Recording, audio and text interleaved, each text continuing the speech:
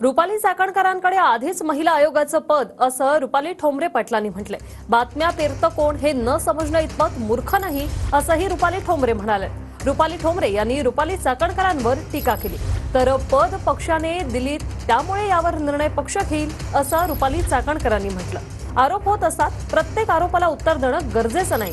कोण काय आरोप करतंय हे पाहायला वेळ नाही असं रुपाली चाकणकरांनी म्हटलंय. रुपालीताईंना विधान परिषद हवी असेल त्यांनी मागावी. मग या आधी प्रदेश अध्यक्ष दुसऱ्याला द्यायला पाहिजे होतं, महिला आयोग दुसऱ्याला द्यायला पाहिजे होतं. सगळंच मलाच एकटीला, उद्या जर मलाच एकटीला ही सगळी पदं मिळणार असतील त्यालाही विरोध असणार आहे. हा स्पष्ट क्लिअर हे आहे. त्यांनी मागावं, पण द्यायचं का नाही द्यायचं हे पक्षाने ठरवावं. दिल्यानंतर तुमचा विरोध असेल त्याला?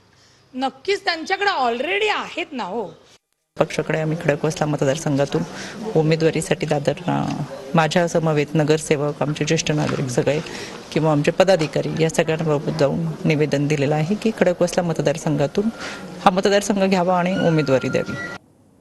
रुपालीताई चाकणकर ह्या काय माझ्या दुश्मन नाहीत, पण त्यांच्याकडे ऑलरेडी आयोगाचं पद आहे, महिला अध्यक्ष प्रदेश अध्यक्ष आहे.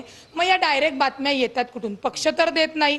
मग या बातम्या पेरतं कोण हे न समजणार इतके तरी आम्ही मूर्ख नाही आहोत. ते राष्ट्रवादी काँग्रेस पक्षामध्ये अनेक चांगल्या महिला आहेत, त्यांनाही समान संधी दिली पाहिजे. माननीय अजितदादांनी लाडकी बहीण योजना आणली, तर या लाडक्या बहिणीला सुद्धा अजितदादा असाच फायदा करून देतील ही कुठल्याही बहिणीची मागणी असणार आहे. माननीय अजितदादा नक्कीच न्याय देणार. एक व्यक्ती एक पद यानुसार पक्षातील सगळ्याच माता भगिनींना ती संधी मिळू शकते आणि तो आमचा अधिकार आहे.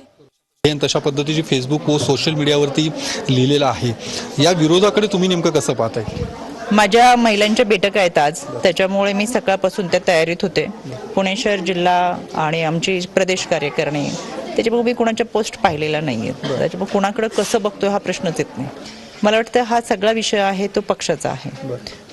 ही पदं जी आहे ती पक्षाने दिले, त्याच्यामुळे पक्ष याच्यावरती निर्णय घेईल. आरोप सातत्याने होत असतात. प्रत्येक आरोपाचं म्हणजे मला वाटतं उत्तर द्यावं हे काही गरजेचं नाही आहे. प्रचंड मोठा कामाचा व्याप आहे, त्याच्यामुळे कोण काय आरोप करते तिकडे पाहायला सुद्धा वेळ नाही.